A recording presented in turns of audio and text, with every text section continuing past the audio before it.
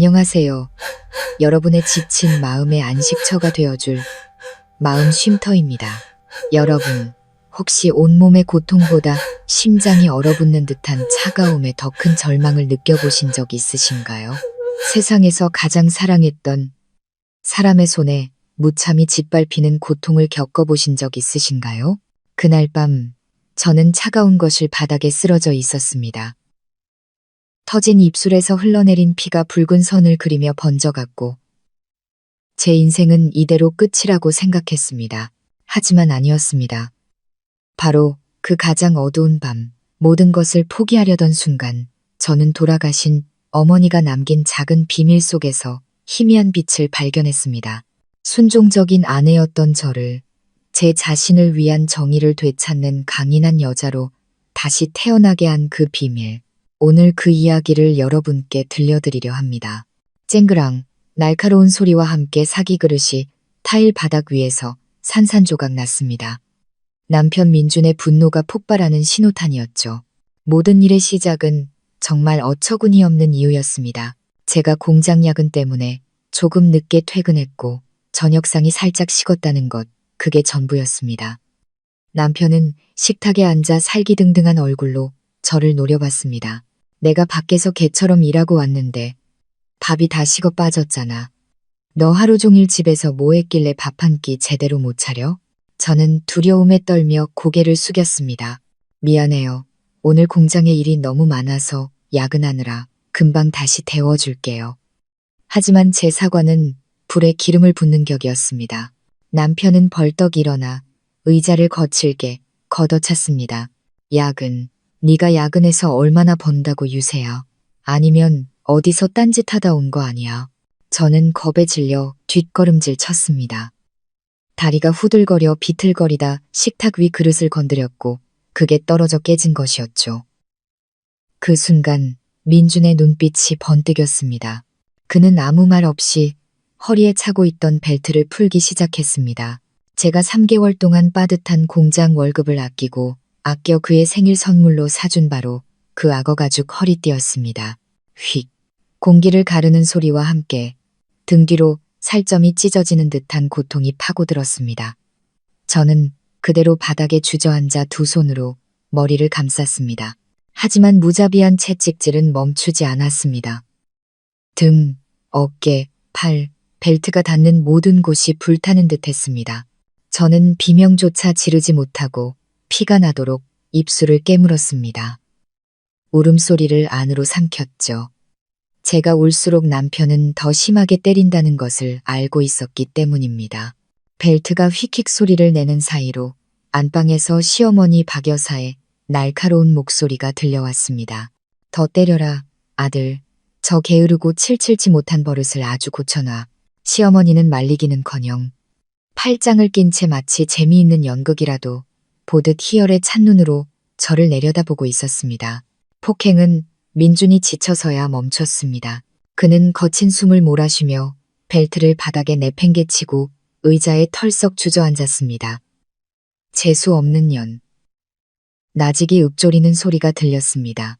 저는 새우처럼 몸을 웅크린 채 바닥에 쓰러져 있었습니다. 입가에서 흐르는 피가 눈물과 뒤섞여 턱을 타고 흘렀습니다. 온몸이 욱신거렸지만 육체의 고통은 제 심장을 짓누르는 굴욕감과 절망감에 비할 바가 아니었습니다.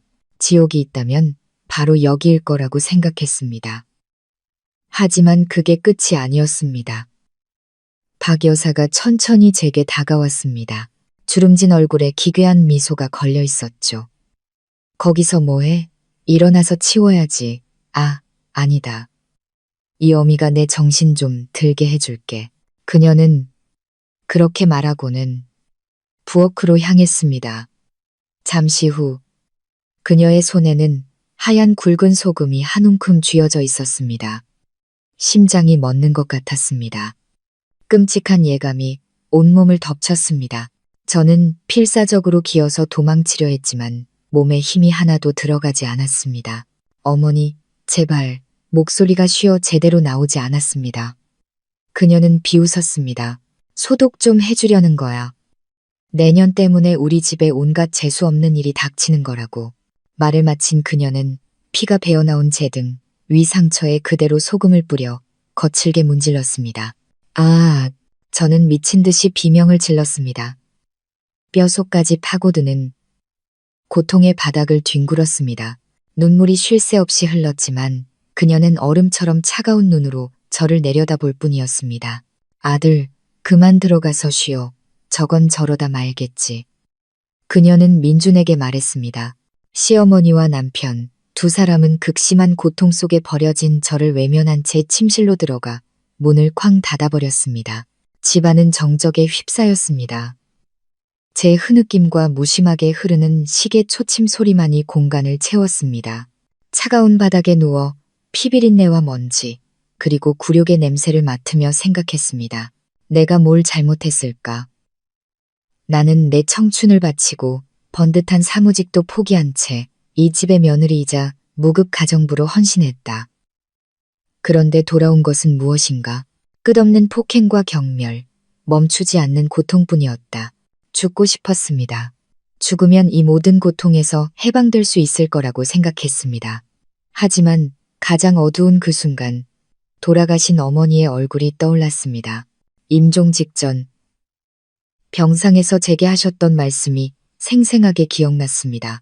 어머니는 제 손을 잡고 말씀하셨습니다.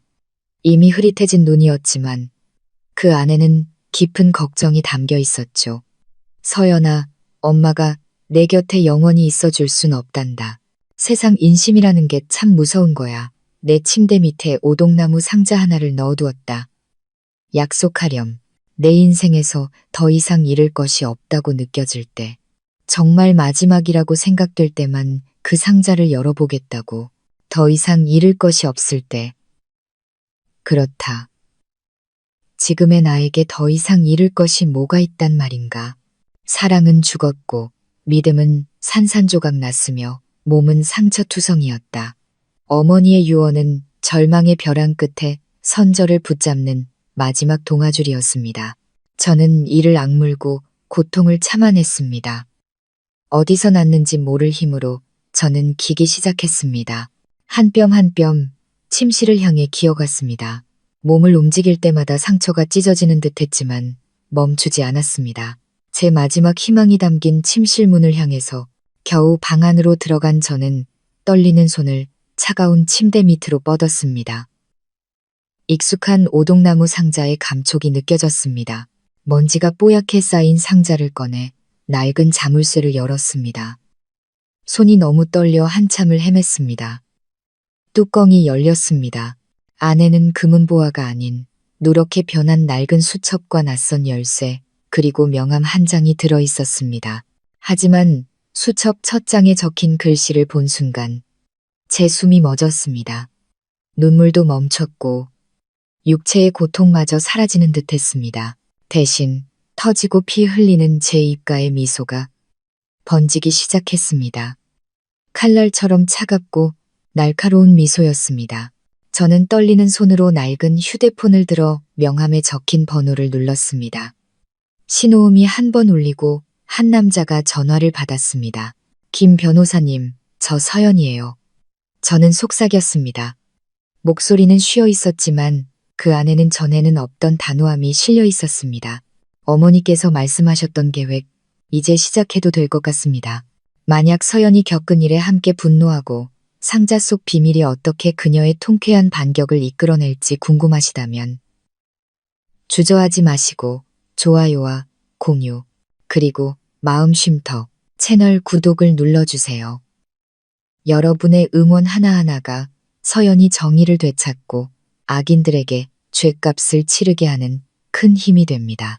다음 편 짜릿한 반전을 절대 놓치지 마세요. 김 변호사님과의 짧은 통화는 마치 진통제 같았습니다. 살갗의 상처를 아물게 하진 못했지만 제 영혼을 잠식하던 절망과 공포를 잠재워 주었습니다. 저는 이제 혼자가 아니었습니다. 저는 조심스럽게 상자를 다시 침대 밑에 넣어두고 안간힘을 써서 일어섰습니다. 욕실 거울에 비친 제 모습은 낯설기만 했습니다. 헝클어진 머리, 멍든 얼굴, 퉁퉁 부은 입술, 그리고 그 눈빛, 더 이상 순종적이고 온화했던 과거의 눈빛이 아니었습니다. 무서울 정도로 텅 비어버린 눈동자였습니다. 차가운 물줄기가 몸에 닿자 상처가 다시 욱신거렸지만 오히려 정신이 더 맑아졌습니다. 어쩌다 내 인생이 이 지경까지 왔을까? 부모님의 자랑이었고 창창한 미래가 약속되었던 나. 이서연이 어째서 이 어두운 수렁에 빠지게 된 걸까?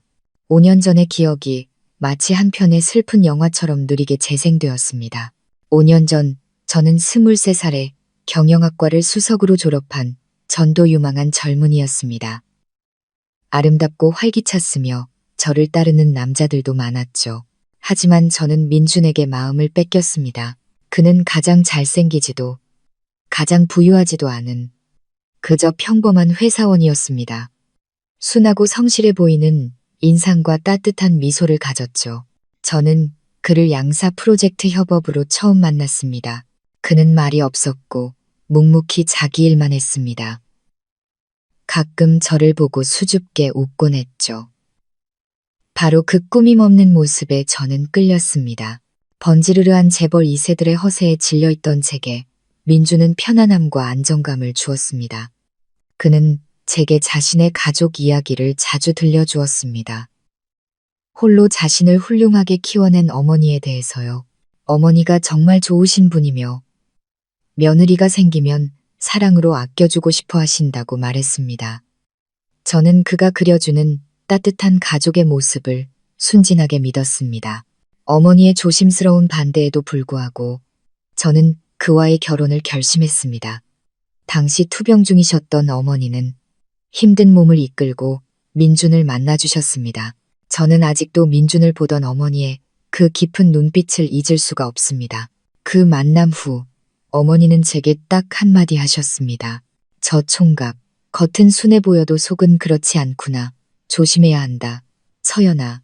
하지만 사랑에 눈이 멀었던 저는 어머니의 걱정이 너무 과하다고 생각했습니다. 그리고 저희는 결혼식을 올렸습니다. 작고 소박한 결혼식이었지만 제 인생 가장 행복한 날이라고 생각했습니다. 저는 대기업에서의 유망한 직장을 그만두고 아내이자 며느리로서 가정을 돌보는데 전념하기로 했습니다. 하지만 달콤한 신혼이 끝나자 가면들이 하나씩 벗겨지기 시작했습니다. 민주는 더 이상 다정하고 성실한 남자가 아니었습니다. 그는 술에 취해 늦게 들어오기 시작했고 집에 오면 소파에 드러누워 TV만 봤습니다. 제가 혼자 밥을 하고 청소를 하는 동안에요. 시어머니 박 여사 또한 민준의 이야기와는 전혀 다른 사람이었습니다. 그녀에게서는 자애로움이라곤 찾아볼 수 없었습니다. 제가 시집온 첫날부터 그녀는 제 모든 것을 사사건건 트집 잡았습니다. 요리하는 방식, 청소하는 방식, 심지어 제 말투까지도요. 서울 애들은 겉만 번지르르 하지. 하는 일마다 칠칠 맞아. 그녀의 입버릇이었습니다. 처음에는 참고 견뎠습니다. 제가 아직 익숙하지 않아서 원래 시어머니들은 다 저런 거라고 생각했습니다. 하지만 제 인내는 그녀를 더욱 기고만장하게 만들 뿐이었습니다. 특히 결혼 후 1년, 2년이 지나도 아이 소식이 없자 그녀의 잔소리는 극에 달했습니다. 그녀는 동네방네 저를 애도 못 낳는 여자, 아들이 잘못 데려온 재앙 덩어리라고 떠들고 다녔습니다. 매일 저녁 식사는 정신적인 고문이었습니다. 그녀는 가장 악독한 말로 저를 들들 볶았습니다. 그렇다면 남편 민주는 어디 있었을까요? 그는 그저 침묵했습니다. 밥그릇에 고개를 파묻은 채 아내를 위해 단 한마디도 변호해주지 않았습니다. 그의 침묵은 시어머니의 수천 마디 욕설보다 더 제 가슴을 아프게 했습니다. 첫 번째 폭행은 결혼한 지 3년쯤 되었을 때였습니다.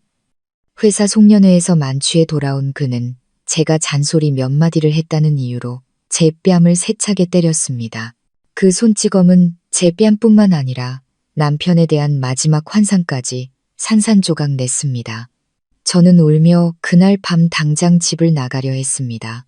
하지만 그는 무릎을 꿇고 울며 다시는 그러지 않겠다고 빌었습니다. 박 여사도 가식적인 얼굴로 다가와 부부싸움은 칼로 물베기라며 저를 말렸습니다. 저는 또다시 마음이 약해졌습니다. 저는 그를 용서했습니다. 하지만 제 용서는 그의 반성을 이끌어내지 못했습니다. 그것은 더 긴 지옥의 시작일 뿐이었습니다.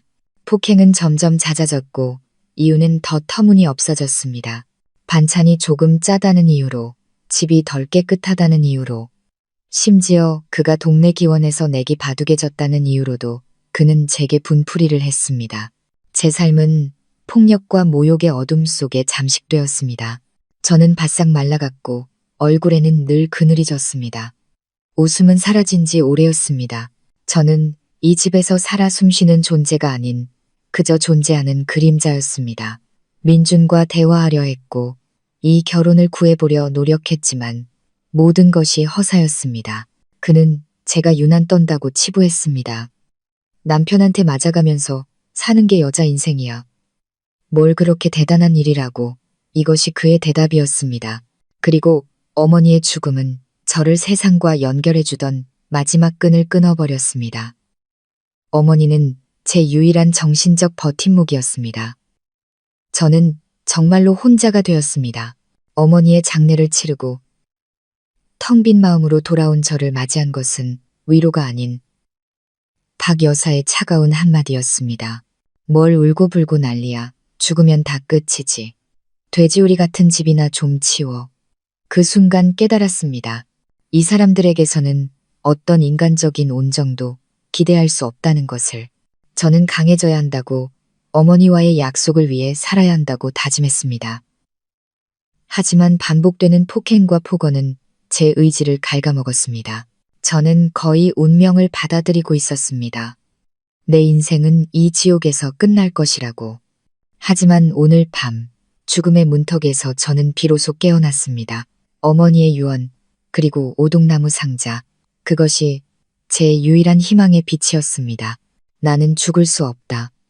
나를 향한 어머니의 사랑과 희생을 헛되게 만들 수 없다.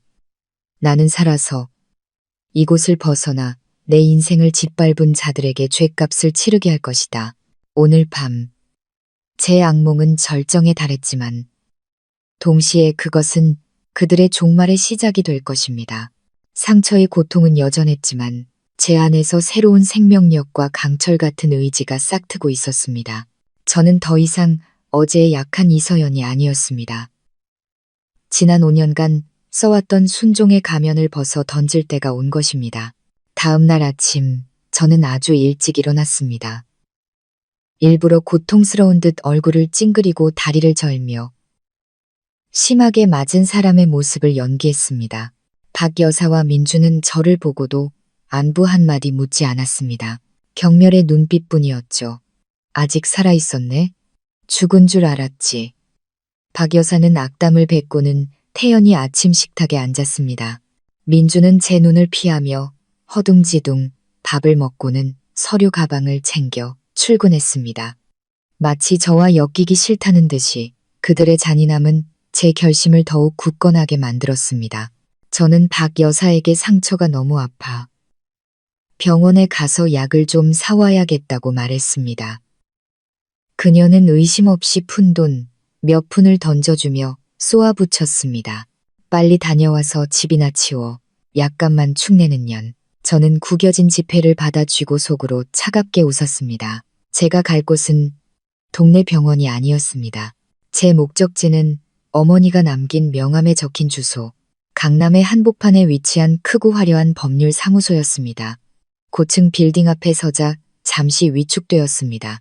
낡고 허름한 옷차림에 제가 전혀 다른 세계로 들어서는 기분이었습니다. 하지만 망설이지 않았습니다. 머리를 정돈하고 심호흡을 한 뒤 단호하게 안으로 들어갔습니다. 법무법인 실내는 15층에 있었습니다. 내부는 조용하고 전문적인 분위기였습니다. 저는 안내 데스크에 예약 사실을 알렸습니다. 몇 분 후 안경을 쓴 마른 체형의 중년 남성이 걸어 나왔습니다. 희끗희끗한 머리, 온화한 인상이었지만 눈빛은 무척이나 날카로웠습니다. 서연 씨 맞으시죠? 그의 목소리는 차분하고 믿음직스러웠습니다. 네, 맞아요. 안녕하세요, 김 변호사님. 김 변호사님은 저를 자신의 사무실로 안내했습니다. 널찍하고 밝은 사무실에는 법전으로 가득 찬 책장이 벽을 채우고 있었습니다. 그는 제게 따뜻한 물 한 잔을 건네주고는 맞은편에 앉았습니다. 그는 제 얼굴의 멍과 지친 기색을 찬찬히 살피더니 안타까운 눈빛을 보였습니다. 어머님께 서연 씨 이야기를 많이 들었습니다. 아주 똑똑하고 마음씨 고우며 강인한 사람이라고 하셨죠. 그의 말에 코끝이 찡해졌습니다. 죄송해요. 이렇게 새벽에 전화드려서. 아닙니다. 서연 씨의 전화를 오랫동안 기다렸습니다. 김 변호사님은 한숨을 쉬었습니다. 서연 씨 어머님은 정말 대단한 분이셨습니다. 제게는 의뢰인이자 마음을 나누는 친구 같은 분이셨죠. 돌아가시기 전 저를 찾아와 아주 중요한 일을 맡기셨습니다. 그는 서랍에서 두툼한 서류철을 꺼내 제 쪽으로 밀었습니다. 이걸 보세요. 저는 떨리는 손으로 서류철을 열었습니다. 첫 장은 공증된 유언장이었습니다. 내용을 읽어 내려가던 저는 그대로 굳어버렸습니다. 어머니가 남긴 전 재산, 시골의 땅 몇 필지, 주식 그리고 적지 않은 예금. 이 모두 김 변호사님이 관리하는 신탁기금으로 이전되어 있었습니다. 그리고 그 기금의 유일한 수혜자는 바로 저였습니다. 하지만 특별한 조항이 있었습니다.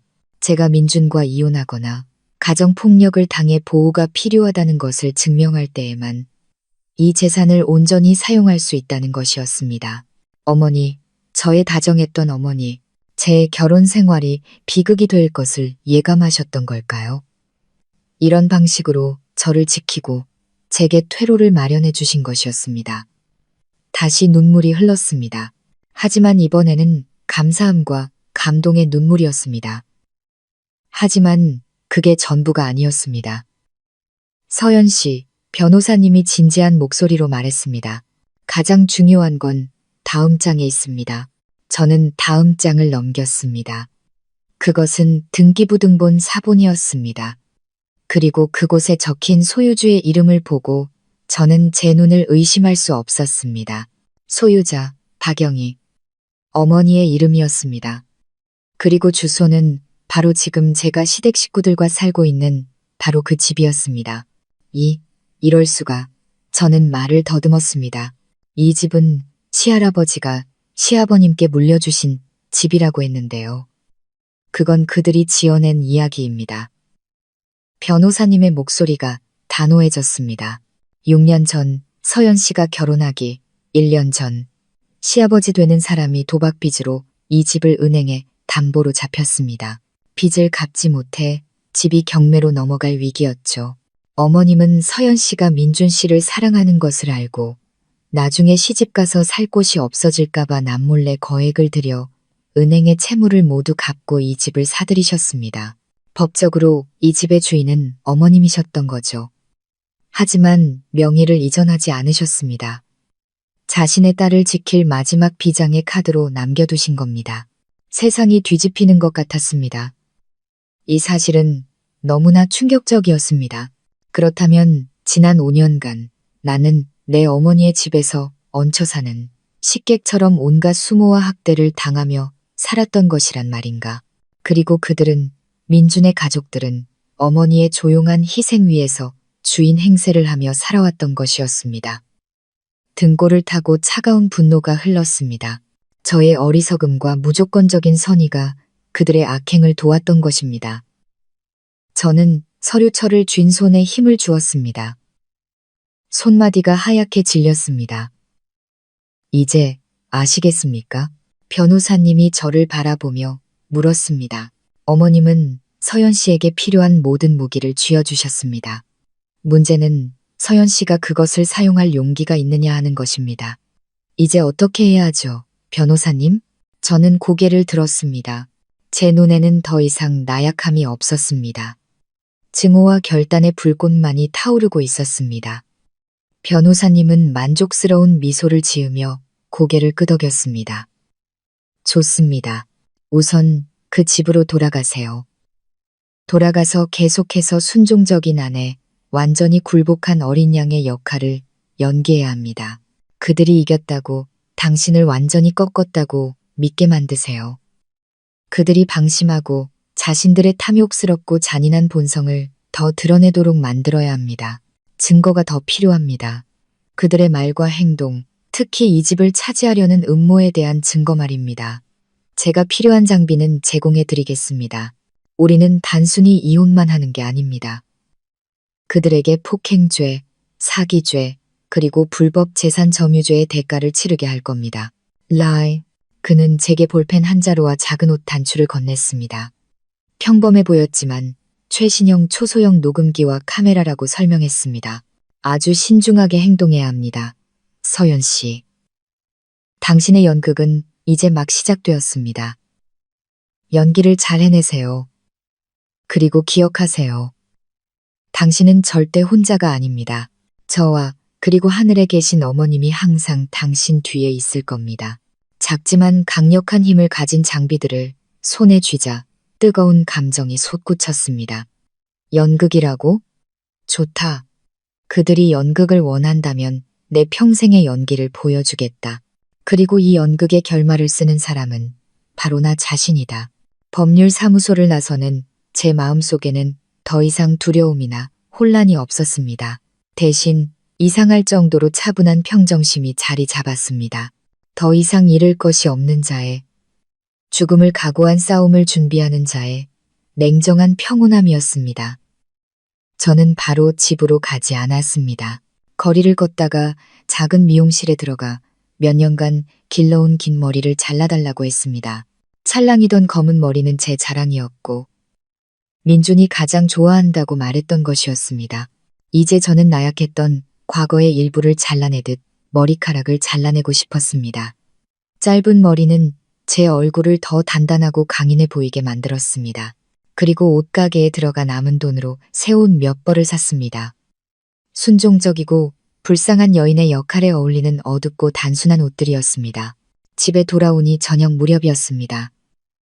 문을 열고 들어가기 전 심호흡을 하고 두려움과 후회의 가면을 썼습니다. 박 여사는 거실에서 TV를 보고 있다가 저를 발견하고는 비아냥거렸습니다. 어딜 싸돌아다니다. 이제야 기어들어와? 집 나간 줄 알았네. 저는 평소처럼 대꾸하지 않았습니다. 조용히 그녀 앞으로 걸어가 갑자기 무릎을 꿇었습니다. 제 행동에 박 여사는 깜짝 놀라 굳어버렸습니다. 어머니, 제가 잘못했어요. 용서해 주세요. 저는 울기 시작했습니다. 뺨을 타고 굵은 눈물방울이 흘러내렸습니다. 이번에는 연기할 필요도 없었습니다. 그동안 겪었던 서름을 떠올리니 눈물이 저절로 터져나왔습니다. 제가 그릇 깬 것도 잘못했고 어머니랑 민준 씨한테 대든 것도 잘못했어요. 제발 화 푸세요, 어머니. 저를 내쫓지 마세요. 저는 갈 곳이 없단 말이에요. 박 여사는 발치에 엎드려 오는 저를 어리둥절하게 내려다봤습니다. 그녀의 얼굴에 떠올랐던 놀라움은 금세 의기양양한 표정으로 바뀌었습니다. 그녀는 입꼬리를 올리며 거만한 투로 말했습니다. 잘못한 걸 알면 됐어. 일어나. 너 같은 걸 누가 쫓아낸다고 집 더럽히게. 어서 들어가서 저녁이나 차려. 배고프다. 그때 마침 민준이 퇴근했습니다. 그 역시 바닥에 무릎 꿇고 있는 제 모습을 보고는 할 말을 잃었습니다. 아들이 돌아오자 박 여사는 더욱 기세등등해졌습니다. 아들, 이것 좀 봐라. 내 마누라가 드디어 잘못을 뉘우치나 보다. 아까부터 무릎 꿇고 용서를 빌고 있잖니. 이 어미가 마음이 넓어서 이번 한 번은 용서해주마. 네가 가서 좀 일으켜 세워라. 민주는 복잡한 표정으로 저를 바라봤습니다. 제가 이렇게까지 자신을 낮출 줄은 몰랐던 모양입니다. 그는 다가와 제 팔을 잡아 일으켰습니다. 일어나. 잘못한 거 알면 됐어. 다음부터는 그러지 마. 마치 은혜라도 베푸는 듯한 말투였습니다. 저는 순순히 일어나 고개를 숙였습니다. 네, 알았어요. 다시는 오빠랑 어머니한테 대들지 않을게요. 그날 저녁 식탁의 분위기는 더 이상 험악하지 않았습니다. 대신 그들 모자의 권위적인 침묵과 저의 절대적인 복종만이 존재했습니다. 저는 시어머니에게 반찬을 집어주고 남편에게 물을 따라주며 순종적인 며느리와 아내가 해야 할 모든 일을 했습니다. 그들은 만족스러운 눈으로 저를 바라봤습니다. 지난번에 폭행이 제 의지를 완전히 꺾어 놓았다고, 저를 자기들 손안에 꼭두각시로 만들었다고 믿는 듯 했습니다. 식사 후 제가 부엌에서 설거지를 하고 있을 때 민준이 다가왔습니다.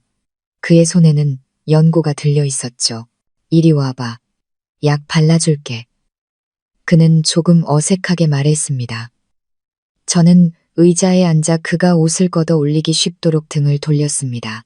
그의 손가락이 제 등에 멍자국에 닿았을 때 역겨움에 소름이 돋았지만 꼼짝 않고 앉아 있었습니다. 아파? 그는 걱정스러운 척 물었습니다. 저는 고개를 저었습니다. 그가 한숨을 쉬었습니다. 다음부터는 나 화나게 하지 마. 알았지? 나도 너 때리고 싶어서 때리는 거 아니야. 이게 사과일까요? 아니요, 협박이었습니다. 그는 모든 잘못을 제 탓으로 돌리고 있었습니다. 제가 그를 화나게 했기 때문에 때렸다는 것이죠. 저는 작게 내라고만 대답했습니다. 그가 약을 바르는 동안 저는 일부러 아픈 신음소리를 내며 말했습니다. 오빠, 얼마 전에 동네에서 측량하는 사람들이 와서 우리 집 주변을 재고 가던데, 이웃들 말로는 이 동네가 곧 재개발 보상 대상이 될 수도 있다던데, 정말이에요? 저는 첫 번째 미끼를 던졌습니다. 김 변호사님이 오늘 아침 사람을 시켜 퍼뜨린 소문이었습니다. 민준의 손이 멈칫했습니다. 그의 숨소리가 달라지는 것이 느껴졌습니다. 누가 그래? 그는 애써 태연한 척 물었습니다. 그냥 동네 사람들이 수군거리는 거 들었어요. 우리 집도 보상금으로 수십억은 받을 수 있다던데요. 정말 그렇게 되면 좋겠다. 그렇죠? 집도 새로 고치고 오빠도 사업 자금으로 쓸 수 있잖아요.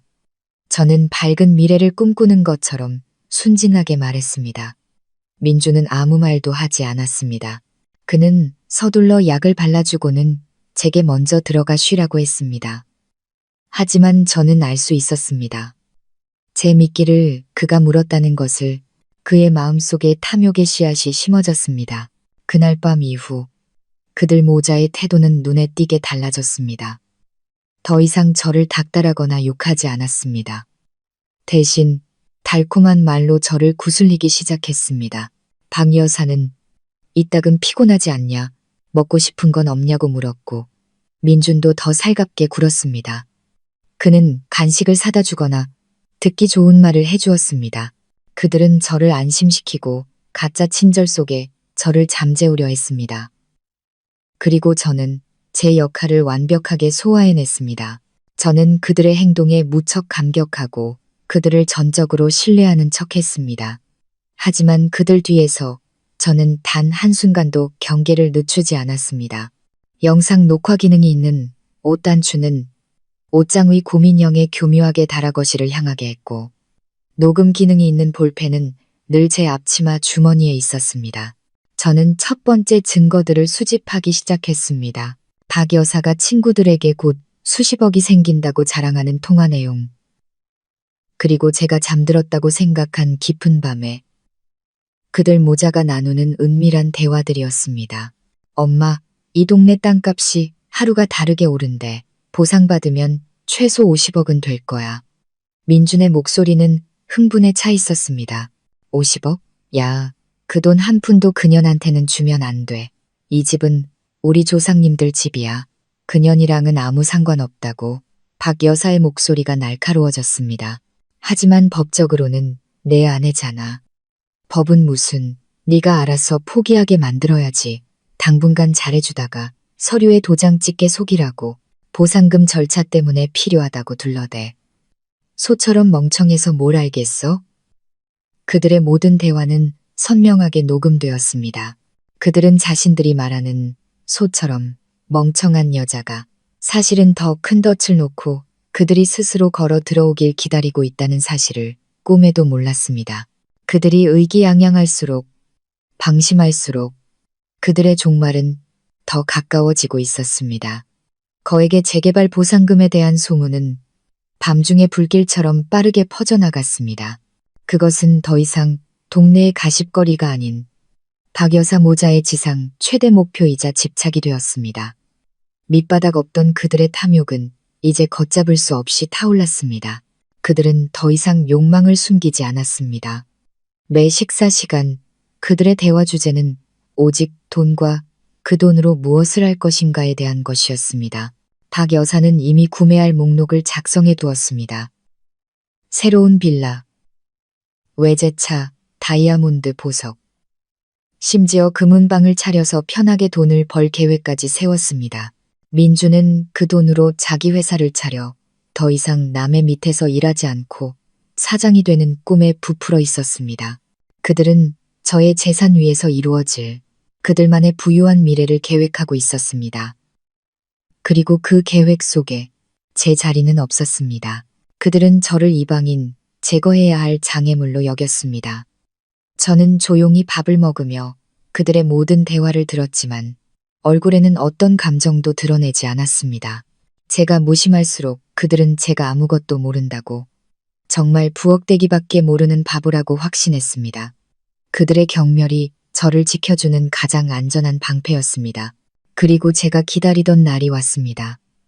며칠간 슬쩍 떠보아도 제가 반응이 없자 박 여사는 직접 행동에 나서기로 결심했습니다. 그날 저녁 식사 후 그녀는 평소와 달리 아주 진지한 얼굴로 저와 민준을 불렀습니다. 그녀는 조상들의 공덕과 이 땅을 일군 민준 집안의 역사에 대해 장황하게 늘어놓기 시작했습니다. 한참을 떠든 후에야 본론으로 들어갔습니다. 서연아, 그녀는 소름 끼치도록 다정한 목소리로 말했습니다. 내가 깊이 생각해봤는데 이 집은 우리 조상님들이 물려주신 소중한 곳이고 제사를 모시는 공간이란다. 곧 나라에서 보상을 해주면 그 돈 역시 조상님들이 우리에게 주시는 복이지. 그러니 그 돈을 의미 있는 곳에 써야 조상님들도 기뻐하시지 않겠니? 저는 그녀가 무슨 수작을 부릴지 조용히 기다렸습니다. 내 생각은 이렇다. 그녀는 애정 어린 눈빛으로 저를 보며 말을 이었습니다. 모든 일이 순조롭게 진행되도록 네가 이 집의 상속 권리를 나에게 자발적으로 기증한다는 각서 한 장만 써주면 어떻겠니? 너는 이 집 며느리니까 그렇게 하는 것이 시댁 조상님들께 효도하는 길이지. 내가 대표로 나서서 모든 서류 절차를 처리할게. 나중에 돈이 생겨도 내가 다 가질 것도 아니야. 다 너희 부부의 미래를 위해서 쓰는 거지. 저는 하마터면 웃음을 터뜨릴 뻔했습니다. 자발적 기증, 효심, 자신의 약탈 행위를 포장하기 위해 이렇게 화려한 단어들을 생각해내다니 정말 믿을 수 없었습니다. 제가 망설이는 것을 보고 민준이 옆으로 다가와 제 어깨를 감싸며 부드럽게 말했습니다. 서연아, 어머니 말씀이 맞아. 네가 그렇게 하면 우리 가족 체면도 서고 너도 살이 분별 잘하는 며느리가 되는 거야. 생각해봐. 네가 이 서류에 서명하면 이웃들이 전부 너를 효부라고 칭찬할 거야. 나도 친구들 앞에서 어깨 좀 펴고 서류 작업은 나랑 엄마가 다 할 테니 넌 아무 걱정할 필요 없어. 그는 달콤한 말과 남자의 허울 좋은 체면을 이용해 저를 설득하려 했습니다. 그들은 효도라는 이름에 완벽한 덫을 놓고 제가 스스로 걸어 들어오길 기다리고 있었습니다. 저는 고개를 숙이고 마치 감동과 갈등으로 어쩔 줄 모르는 사람처럼 어깨를 살짝 떨었습니다. 그들이 초조해질 때까지 한참을 침묵했습니다. 마침내 저는 고개를 들고 눈물 어린 눈으로 민준과 박 여사를 번갈아 보았습니다. 어머니, 오빠. 그렇게 하는 게 우리 가족을 위한 일이라면, 제 마음을 표현하는 길이라면, 저 그렇게 할게요. 무한. 제 말은 긴장으로 굳어있던 그들 모자의 얼굴을 단번에 활짝 펴게 만드는 마법의 약 같았습니다. 아이고, 우리 착한 아가, 내가 사람 하나는 제대로 봤지. 박 여사는 환호하며 제 손을 잡았습니다. 역겨울 정도로 가식적인 친밀함이었습니다. 역시 내 아내야, 최고. 민준도 활짝 웃으며 마치 애완동물을 쓰다듬듯 제 머리를 쓰다듬었습니다. 그들은 제가 완전히 덫에 걸렸다고 확신했습니다. 기쁨이 그들의 얼굴에 숨김없이 드러났습니다. 하지만 저는 말을 이었습니다. 목소리는 망설이는 듯했죠. 다만 일이 너무 커서 나중에 누가 저보고 철없는 짓 했다고 할까봐 걱정이 돼서요. 혹시 확실하게 하기 위해서 증인을 한 명 부르는 건 어떨까요? 제 친구 중에 공증 사무실에서 일하는 친구가 있는데 그 친구를 집으로 불러서 서류를 작성하면 어떨까요? 법적으로도 확실하고 증인도 있고 나중에 누구도 다른 말을 못할 테니까요. 그래야 제 마음도 편할 것 같아요. 제 제안에 그들은 잠시 멈칫했습니다. 공증까지 그렇게 번거롭게 할 필요 있어. 박 여사가 미간을 찌푸렸습니다. 네, 필요하죠, 어머니. 저는 순진한 척하며 재빨리 대답했습니다. 집이랑 돈 문제가 걸린 큰일인데 신중해야죠. 공증인이 있어야 서류가 법적 효력을 갖는데요. 그리고 제 친구가 하면 금방 끝나요. 번거로울 거 하나도 없어요. 제가 알아서 할게요. 제 설명이 합리적이었고 제가 오히려 그들의 이익을 챙기는 것처럼 보이자 그들의 의심은 눈 녹듯 사라졌습니다. 그것도 괜찮겠네. 네가 생각이 깊구나. 박 여사가 고개를 끄덕였습니다. 그럼 이번 주말에 바로 하자. 미루다 보면 괜히 말만 많아져. 네, 어머니, 저는 순순히 대답했습니다. 저는 그들을 김 변호사님과 제가 짜놓은 시나리오대로 정확히 이끌었습니다. 단순한 가족 회의는 이제 공증인이 참석하는 계약 체결식으로 격상되었습니다. 무대는 완벽하게 준비되었습니다. 저는 주머니 속 녹음펜을 슬쩍 만졌습니다. 오늘 밤 그들의 모든 말과 음모는 한마디도 빠짐없이 기록되었습니다. 그들은 먹잇감을 함정에 빠뜨렸다고 의기양양해하고 있지만 정작 불길 속으로 뛰어드는 불나방은 바로 그들 자신이었습니다. 이번 주말 연극은 클라이맥스에 이를 것입니다. 그리고 이 연극의 숨은 연출가인 저는 그들의 마지막 막이 내리기를 애타게 기다리고 있었습니다. 주말을 기다리는 며칠 동안 집안 분위기는 이상할 정도로 화기애애했습니다. 박 여사와 민주는 비정상적으로 제게 잘해주었습니다. 더 이상 저를 부려먹거나 욕하지 않았습니다. 박 여사는 심지어 직접 부엌에 들어가 제 몸보신을 해준다며 요리를 하기도 했습니다. 민주는 퇴근길에 과자나 케이크를 사들고 왔습니다. 지난 5년간 단 한 번도 하지 않았던 행동들이었죠. 그는 달콤한 말을 속삭이며 돈이 생기면 세계 여행도 시켜주고 모든 것을 보상해주겠다고 약속했습니다. 그들의 갑작스러운 친절은 헛구역질이 날 정도였습니다. 저는 그들이 만들어 놓은 효도라는 덫에 저를 완전히 빠뜨리려 한다는 것을 알았습니다. 그리고 저 또한 제 역할을 완벽하게 연기했습니다. 저는 무척 감동하고 행복해하며 연신 고맙다고 말했습니다. 저는 그들의 가짜 관심에 흠뻑 빠진 순종적인 아내이자 효심 깊은 며느리가 되었습니다. 하지만 겉으로 순진한 척하는 동안 그들 뒤에서 저와 김 변호사님은 은밀하게 움직이고 있었습니다. 변호사님의 말이 맞았습니다. 우리는 적에 대해 모든 것을 알아야 했습니다. 집을 빼앗으려는 음모에 대한 증거는 확보했지만 저는 아직 부족하다고 느꼈습니다. 순한 남편 민준이 폭력과 나약함 뒤에 또 어떤 끔찍한 비밀을 숨기고 있는지 알고 싶었습니다. 제가 폭행당하던 밤 민준이 받았던 의문의 전화와 자기야라는 다정한 목소리에 대해 변호사님께 말씀드렸습니다. 변호사님은 별말 없이 걱정 말라고만 했습니다. 며칠 후 그가 제게 전화를 걸었습니다. 목소리는 짧고 단호했습니다. 서연 씨, 지금 바로 사무실로 오세요. 봐야 할 것이 있습니다. 저는 박 여사에게 잠시 볼 일이 있다며 허락을 구했습니다. 그녀는 기꺼이 그러라며 조심히 다녀오라고까지 했습니다. 제가 그녀의 귀한 아들을 파멸시킬 증거를 찾으러 나간다는 사실은 꿈에도 모른 채 말이죠. 법률사무소에서 김 변호사님은 제게 태블릿 PC 하나를 건넸습니다. 지난 일주일간 민준 씨를 추적한 결과입니다. 그의 목소리는 진지했습니다. 마음의 준비를 단단히 하세요. 저는 숨을 들이쉬고 첫 번째 파일을 열었습니다.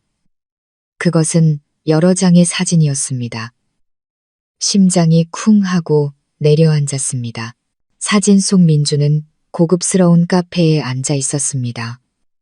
맞은편에는 젊고 아름다운 화려하게 차려입은 여자가 있었습니다. 그들은 단순한 대화를 나누는 것이 아니었습니다. 민준의 손이 그녀의 손을 꼭 잡고 있었습니다. 불과 며칠 전 제 등에 약을 발라주던 그 손이 이제 다른 여자를 애무하고 있었습니다. 저는 다음 사진들을 넘겨보았습니다. 함께 쇼핑하는 모습, 민준이 그녀의 쇼핑백을 들어주는 모습, 일식집에서 서로에게 음식을 먹여주는 모습, 그리고 마지막 사진, 숨을 쉴 수 없게 만든 그 사진은 민준과 그 여자가 호텔 앞에서 열정적으로 키스하는 장면이었습니다. 사진에 찍힌 날짜는 바로 그저께 오후. 민준이 제게 회사에 긴급 회의가 있어 늦는다고 말했던 바로 그날이었습니다. 이 여자는 누구죠? 제 목소리는 분노로 떨렸습니다. 최유나, 민준 씨와 같은 부서 동료입니다. 변호사님이 대답했습니다. 거의 1년째 불륜 관계를 유지해왔습니다. 민준 씨는 자기 월급뿐만 아니라 서연 씨가 준 생활비까지 빼돌려 그녀에게 명품 가방, 최신 휴대폰 등을 사주며 상납해왔습니다. 모든 것이 명백해졌습니다. 제가 모든 것을 희생하며 지켜온 남편은 저를 감정적으로 배신했을 뿐만 아니라 제 피땀 어린 돈으로 내연녀를 먹여 살리고 있었던 것입니다. 이 사실은 채찍질보다 더 고통스럽고 굴욕적이었습니다. 그는 저를 무엇으로 생각했을까요? 살아있는 현금 인출기, 그 이상도 이하도 아니었습니다. 저는 제 자신을 위해 새 옷 한 벌 사입지 않고 한 푼 두 푼 아꼈는데 그는 그 돈으로 다른 여자와 유흥을 즐겼던 것입니다. 하지만 그게 전부가 아니었습니다. 변호사님이 녹음 파일을 하나 틀었습니다. 이 부분을 들어보세요. 그것은 탐정이 추적 장치로 녹음한 차 안에서 민준과 유나가 나누는 대화였습니다. 유나의 교태 섞인 목소리가 흘러나왔습니다. 오빠, 그 촌스러운 아줌마랑 언제 이혼할 거야? 나 이제 이렇게 몰래 만나는 거 지긋지긋해. 민준의 목소리가 들렸습니다. 아청과 잔인함이 가득한 목소리였습니다. 자기야, 조금만 기다려. 그 미친년이 곧 엄마한테 집을 넘겨주기로 했어. 그 일만 끝나면 바로 쫓아낼 거야. 약속할게. 몇 주만 지나면 내가 자기한테 당당한 자리를 줄게. 그 재산 전부 우리 것이 될 거야. 우리 것. 그 두 단어가 수천 개의 칼날이 되어 제 심장을 찔렀습니다. 그는 바람을 피운 것뿐만 아니라 내연녀와 공모하여 제 재산을 빼앗을 계획을 세웠던 것입니다. 그는 제 인생을 파괴한 대가로 그녀에게 미래를 약속했습니다. 저는 녹음을 껐습니다. 온몸이 차갑게 식었습니다. 더 이상 눈물도 나지 않았습니다. 고통은 증오의 얼음덩어리로 변해버렸습니다. 이런 인간을 내가 사랑했었다고, 내가 희생했었다고. 제 자신이 한심하고 어리석게 느껴졌습니다. 변호사님. 저는 고개를 들었습니다. 제 눈빛은 이제 칼날처럼 날카로워졌습니다. 이 증거들이면 나중에 제가 아이 양육권을 가져올 수 있겠죠. 양육권이요? 변호사님이 놀라며 물었습니다. 민준 씨와 아이가 있었습니까? 저는 순간 멈칫했습니다. 맞다. 우리에겐 아이가 없었다. 지난 5년간 박 여사는 늘 그 문제로 저를 구박했다. 그런데 방금 나는 무슨 말을 한 걸까? 그 순간 아주 오래전의 희미하고 고통스러운 기억이 떠올랐습니다. 4년 전 저는 임신을 했었습니다. 하지만 사고가 있었죠. 계단에서 굴러떨어졌습니다. 의사는 아이를 잃었고 앞으로 임신이 어려울 것이라고 말했습니다. 그때 민준과 박 여사는 제 곁에서 무척이나 슬퍼하는 척했습니다. 그들은 그저 불의의 사고였다고 말했습니다.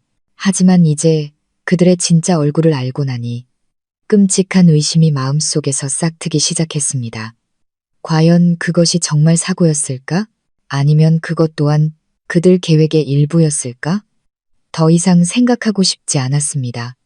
머릿속이 복잡했습니다. 서연 씨, 괜찮으세요? 변호사님이 걱정스럽게 물었습니다. 아니요, 괜찮아요. 저는 마음속 혼란을 감추며 고개를 저었습니다. 제가 잠시 착각했어요.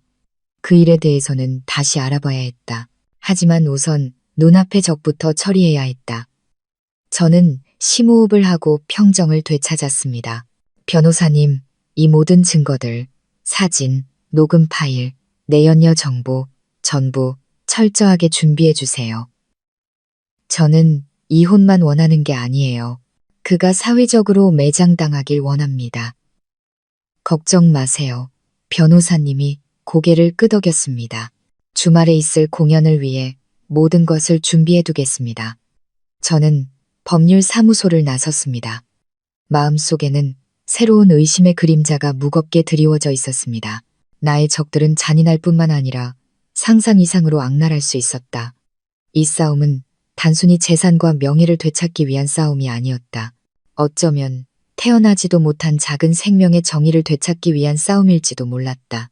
4년 전 뱃속 아이의 죽음에 대한 의심은 검은 구름처럼 제 마음을 무겁게 짓눌렀습니다. 그것은 민준의 가족에 대한 제 증오를 더욱 깊게 만들었습니다. 저는 기억의 조각들을 하나씩 맞추어 보기 시작했습니다. 그날 저는 계단을 청소하고 있었습니다. 그때 박 여사가 갑자기 등 뒤에서 저를 불렀습니다. 저는 깜짝 놀라 헛디뎠고 그대로 계단 아래로 굴러떨어졌습니다. 병원에서 깨어났을 때 의사는 유산 소식을 전했습니다. 박 여사와 민주는 곁에서 눈물을 흘리며 안타까운 사고였다고 말했습니다. 박 여사는 심지어 제가 임신한 몸으로 쉬지 않고 일만 하다가 변을 당한 것이라며 제 탓을 했습니다. 그때는 극심한 고통 속에서 그들의 말을 믿었습니다. 조심하지 못한 제 자신을 탓했습니다. 하지만 지금 생각해보니 의심스러운 점이 한두 가지가 아니었습니다. 왜 하필 제가 그 위험한 곳에 있을 때 저를 불렀을까? 왜 그 사고 이후 그들은 죄책감은커녕 마치 아무 일도 없었다는 듯이 그 일을 덮어버렸을까? 혹시 그들이 일부러 사고를 조장한 것은 아닐까? 만약 제가 특히 아들을 낳았다면 집안에서 제 입지는 달라졌을 것입니다. 그들이 제 재산을 빼앗고 저를 내쫓는 일은 훨씬 더 어려워졌을 테니까요. 제 의심은 점점 더 끔찍한 방향으로 향했습니다. 저는 박 여사에 대해 더 알아봐야겠다고 결심했습니다. 제가 아는 것만으로는 부족했습니다. 그녀의 진짜 모습에 대한 구체적인 증거가 필요했습니다. 저는 김 변호사님께 전화해 새로운 의심에 대해 털어놓았습니다. 수화기 너머의 변호사님은 한동안 말이 없었습니다. 서연 씨, 이건 아주 심각한 문제입니다. 만약 서연 씨 생각이 맞다면 이건 더 이상 민사사기 사건이 아니라 형사사건입니다. 하지만 4년이나 지났기 때문에 증거를 찾기가 매우 어려울 겁니다. 알아요. 저는 단호하게 말했습니다. 하지만 그냥 넘어갈 수는 없어요. 변호사님께서 박 여사의 과거에 대해 좀 더 깊이 알아봐 주실 수 있을까요? 아주 작은 것이라도 상관없어요. 알겠습니다. 변호사님이 동의했습니다. 사람을 시켜 박 여사의 고향에 내려가 알아보겠습니다. 사람이 살면서 흔적을 남기지 않을 수는 없으니까요. 변호사님의 소식을 기다리는 동안 저는 집에서 제 연극을 계속했습니다. 저는 여전히 순종적인 아내, 시어머니에게 집을 바치려는 며느리였습니다. 주말을 기다리는 그들 모자의 설렘은 모든 행동에서 드러났습니다. 박 여사는 벌써부터 가구 회사에 전화를 걸어 집이 자기 명의가 되면 어떻게 인테리어를 바꿀지 상의하기 시작했습니다. 민주는 대놓고 집에서 내연녀와 통화했습니다. 물론 제가 듣지 못한다고 생각했을 때였죠. 그는 그녀에게 성대한 결혼식과 유럽으로의 신혼여행을 약속했습니다. 그들은 자신들의 꿈의 기반이 곧 무너져 내릴 것이라는 사실은 꿈에도 모른 채 부하 사치의 꿈에 취해 있었습니다. 제 녹음팬은 쉴 새 없이 작동했습니다. 저는 그들의 탐욕스럽고 악랄한 말들, 더러운 계획들이 담긴 수십 시간의 녹음 파일을 확보했습니다. 며칠 후 변호사님에게서 전화가 왔습니다. 서연 씨, 결과가 나왔습니다. 우리가 상상했던 것보다 훨씬 더 끔찍합니다. 그는 저와 조용한 카페에서 만나기로 했습니다. 제가 도착하자 변호사님은 얇지만 결코 가볍지 않은 서류철을 건넸습니다.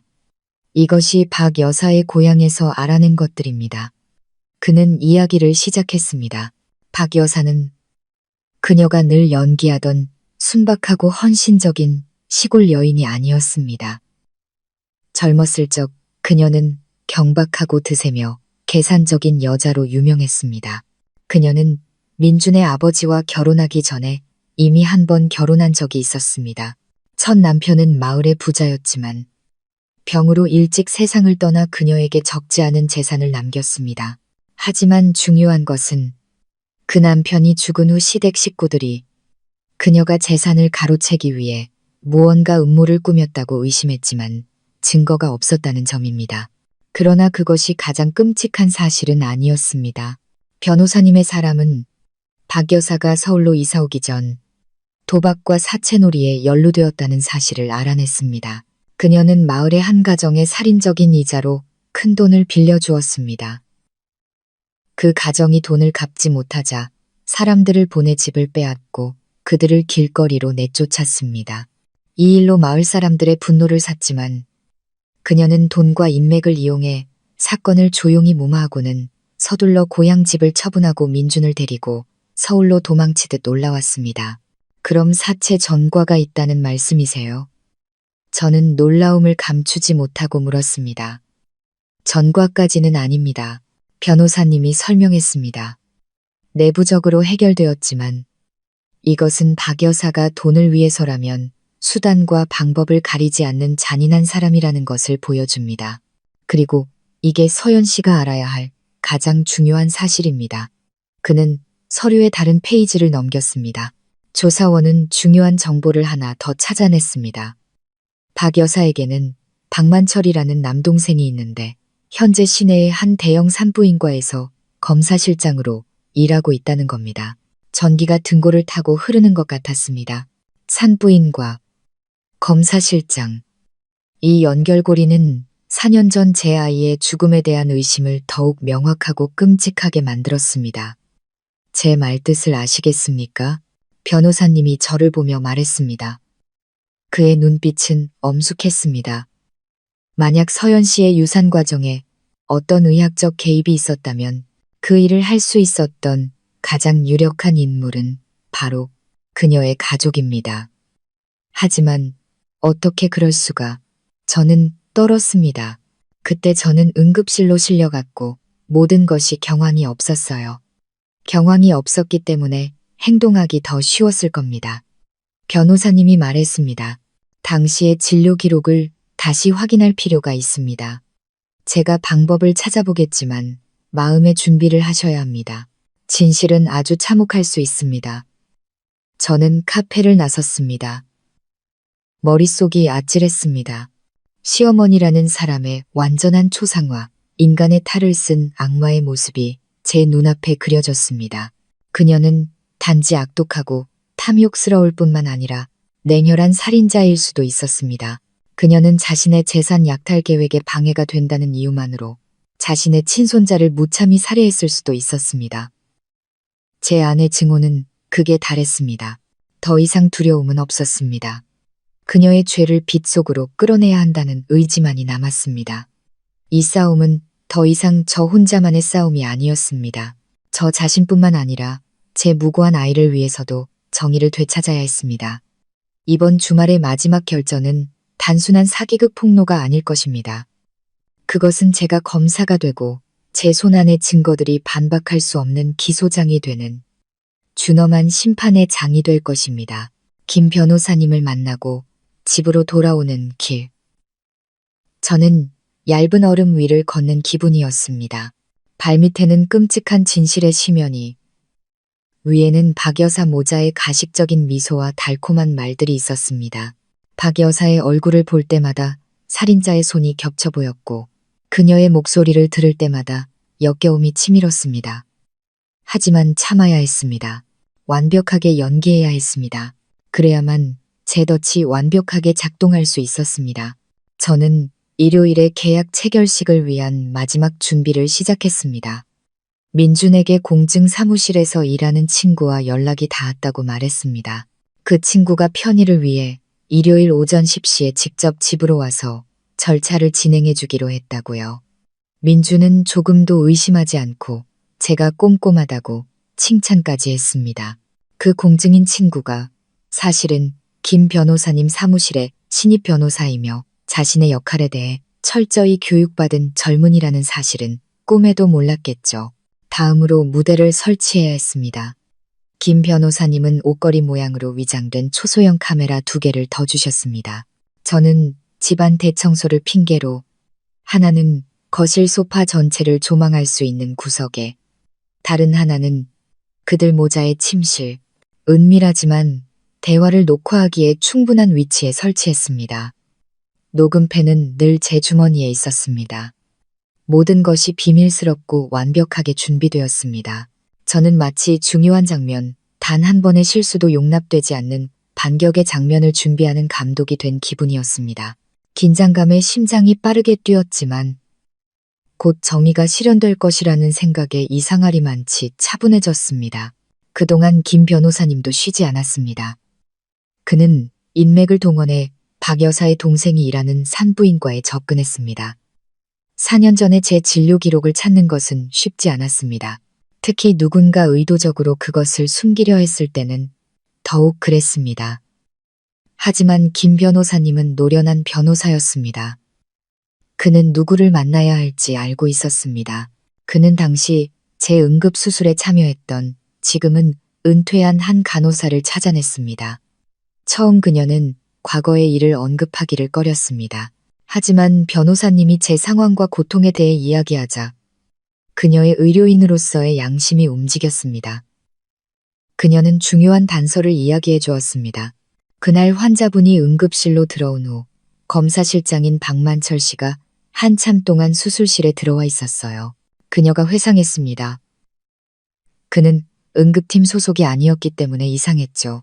그가 나갈 때 표정이 좀 이상했지만 당시에는 너무 정신이 없어서 신경 쓰지 못했어요.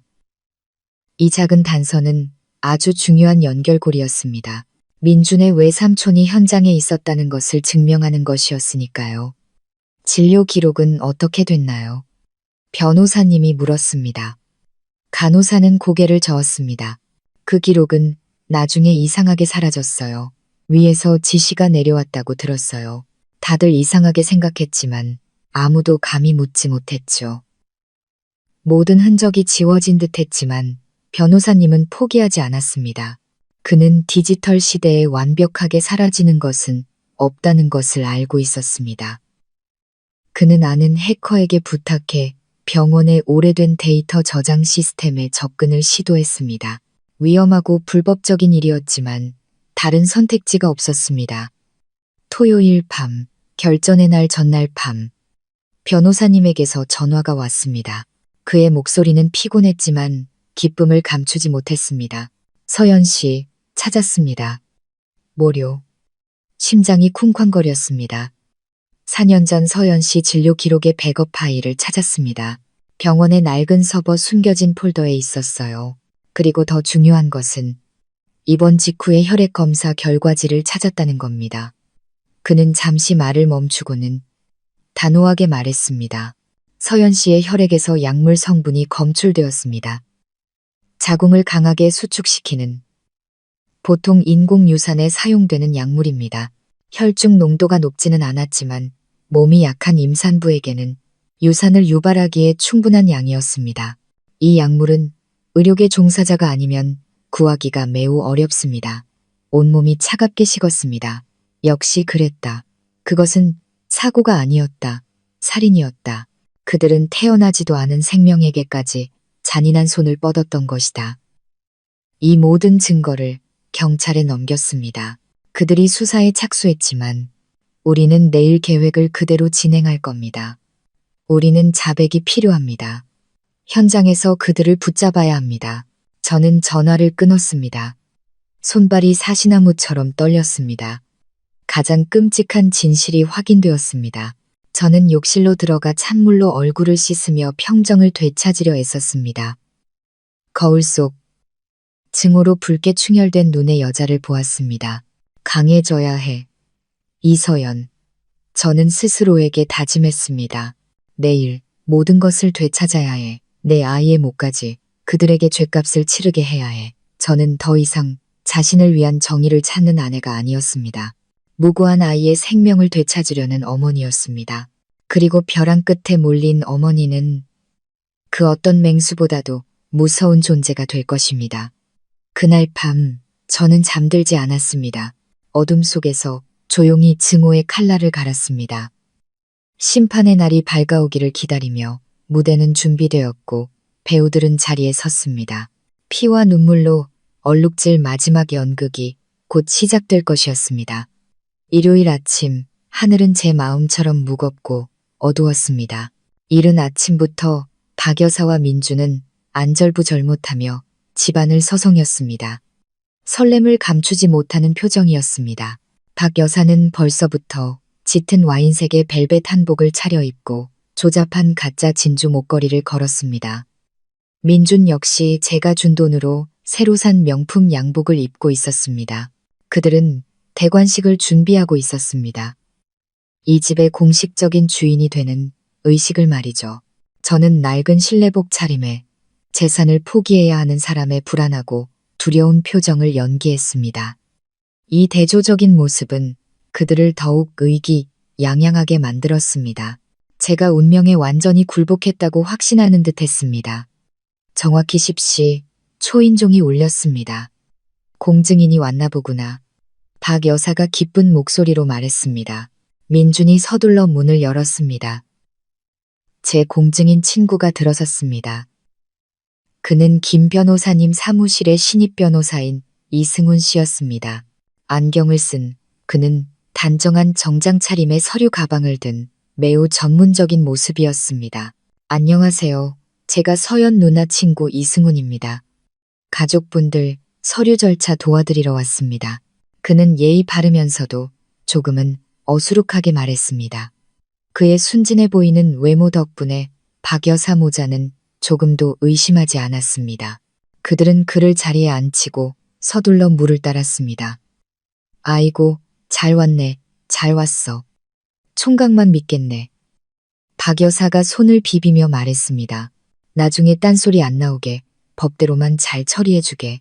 승훈 씨는 고개를 끄덕이며 가방에서 미리 준비해온 서류 뭉치를 꺼냈습니다. 네, 그럼요. 이게 부동산 증여 계약서입니다. 누나와 가족분들 요청대로 작성해왔습니다. 지금부터 조항을 한번 크게 읽어드릴 테니 잘 들어주세요. 박 여사와 민주는 허리를 꼿꼿이 세우고 한 글자도 놓치지 않으려는 듯 귀를 쫑긋 세웠습니다. 승훈 씨는 명확하고 또렷한 목소리로 계약서를 읽기 시작했습니다. 당사자 정보, 재산 정보 등 일반적인 조항을 읽어내려가던 그는 잠시 멈추고 목을 가다듬었습니다. 그리고 여기가 가장 중요한 조항입니다. 제3조 당사자의 권리와 의무. 갑 증여자 이서연은 이 계약서의 서명함과 동시에 어떠한 강요나 협박 없이 자발적으로 본 주소지의 토지 및 건물에 대한 모든 소유권을 수증자 박선자에게 증여한다. 계약 효력 발생 시점부터 갑은 해당 재산에 대한 어떠한 권리, 의무 또는 이의 제기도 할 수 없다. 여기까지 듣자 박 여사와 민준의 얼굴이 환하게 펴졌습니다. 만족스러운 미소가 번졌죠. 이것이 바로 그들이 듣고 싶었던 말이었습니다. 됐어, 됐어. 조항 확실하네. 더 읽을 필요 없어. 어서 서연이한테 줘서 도장 찍게 해. 마음 바뀌기 전에. 박 여사가 재촉했습니다. 어머님, 마지막 조항이 하나 더 남았습니다. 승훈 씨가 진지하게 말했습니다. 새로운 규정에 따라 증여자의 자발성을 보장하기 위해 계약서의 구두, 확약 내용을 녹음하여 증거로 남겨야 합니다. 지금부터 서연 누나에게 몇 가지 질문을 하겠습니다. 그렇게 말하며 승훈 씨는 가방에서 작은 녹음기를 꺼내 테이블 위에 올려놓았습니다.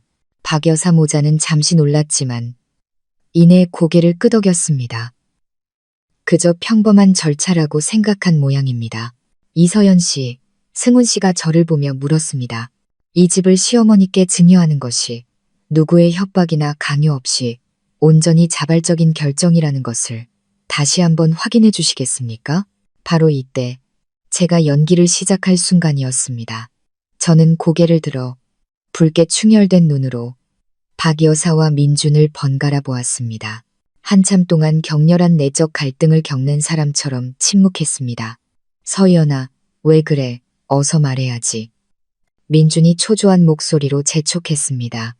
저는 숨을 한번 고르고 떨리는 목소리로 말했습니다.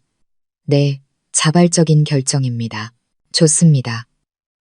승훈 씨가 고개를 끄덕이고 다시 물었습니다. 그렇다면 왜 이렇게 숭고한 결정을 내리게 되셨는지 이유를 말씀해 주시겠습니까? 저는 다시 침묵했습니다. 눈물이 뺨을 타고 흘러내렸습니다. 저는 박 여사를 보며 흐느꼈습니다. 저는 어머니의 며느리니까요. 어머니와 시댁에 효도하고 싶었어요. 이 집에서 사는 동안 어머니와 오빠에게 너무나 큰 사랑과 보살핌을 받았는데 보답할 길이 없었어요. 제게는 이 집밖에. 저는 일부러 그들이 듣고 싶어 할 상투적이고 가식적인 말들을 늘어놓았습니다. 제 연기는 완벽했습니다. 박 여사는 제 말을 듣고 얼굴이 환해졌습니다. 그녀는 제 손을 잡으며 가식적으로 흐느꼈습니다. 아이고, 내 딸아, 내가 사람 하나는 제대로 봤지. 걱정 마라. 앞으로는 친딸보다 더 잘해줄게. 민준도 거들었습니다. 그는 제 눈물을 닦아주며 감동한 목소리로 말했습니다. 여보, 고마워.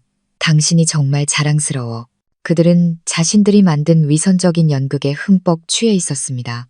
그들의 모든 말과 악어의 눈물이 숨겨진 카메라에 선명하게 담기고 있다는 사실은 꿈에도 모른 채 승훈 씨는 녹음기를 끄고 계약서를 제 쪽으로 밀었습니다. 네, 됐습니다. 서연 누나, 여기에 서명하고 지장을 찍어주세요.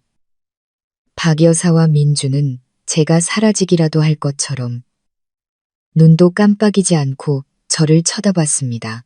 저는 떨리는 손으로 펜을 들었습니다.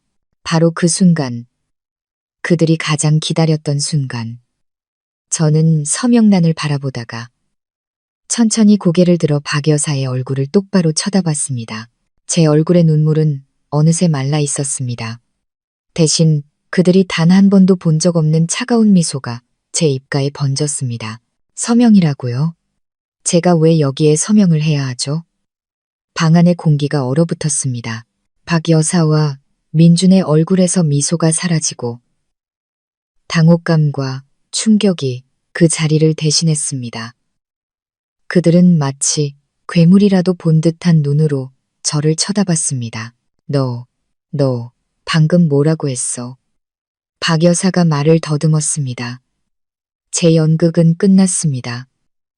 이제 막을 내릴 시간이었습니다. 제 질문은 마치 천둥소리처럼 거실에 가식적인 환희를 산산조각 냈습니다. 박 여사와 민준의 얼굴에서 미소가 굳어버렸습니다.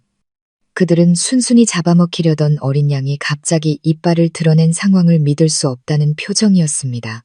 너 방금 뭐라고 했냐? 다시 말해봐. 박 여사가 가장 먼저 정신을 차렸습니다. 그녀의 목소리는 날카롭게 찢어졌습니다. 방금 전의 다정함은 흔적도 없이 사라졌습니다. 저는 대답하지 않았습니다. 천천히 펜을 내려놓고 의자의 등을 기댄 채 팔짱을 꼈습니다. 저는 그녀의 눈을 똑바로 바라보고 다시 민준을 보았습니다. 제 눈빛에는 더 이상 두려움이나 순종이 없었습니다. 오직 냉소와 약간의 연민만이 담겨 있었죠. 제가 왜 이 서류에 서명해야 하냐고 물었습니다. 왜 제가 지난 몇 년간 뻔뻔하게 얹혀 살던 사람들에게 제 어머니의 집을 넘겨줘야 하죠. 네, 내 어머니 집. 민준이 벌떡 일어섰습니다. 그의 눈이 휘둥그레졌습니다. 너 미쳤어. 무슨 헛소리야. 이 집은 우리 할아버지, 우리 부모님 집이라고. 아, 그러신가요? 저는 비웃었습니다. 확실하세요? 아니면 대개 가족분들 기억력에 문제가 좀 있으신가요? 저는 조용히 앉아있던 승훈 씨에게 눈짓을 보냈습니다. 그는 제 뜻을 알아차리고 태연하게 서류 가방에서 다른 서류철을 꺼냈습니다. 박 여사 모자가 한 번도 본 적 없는 서류였죠. 그는 서류를 테이블 위에 그들 바로 앞에 놓았습니다. 민준 씨, 그리고 박 여사님. 승훈 씨의 목소리는 더 이상 어수룩하지 않았습니다. 단호하고 전문적인 목소리였죠. 이것은 지난주 등기소에서 발급받은 이 집의 등기부등본 사본입니다. 소유주 이름을 잘 확인해 보시죠. 박 여사와 민주는 서류에 얼굴을 파묻었습니다. 소유주란에 선명하게 인쇄된 제 어머니의 이름 박영희를 확인한 순간 그들의 얼굴빛이 변했습니다. 당혹감은 창백함으로 그리고 핏기 하나 없는 잿빛으로 변해갔습니다. 아니야, 이럴 리가 없어. 박 여사가 중얼거렸습니다. 그녀의 손이 떨렸습니다. 가짜야. 이건 위조된 서류야. 위조라고요? 저는 차갑게 웃었습니다. 지금 당장 등기소 직원을 불러서 진위 여부를 확인해 드릴까요?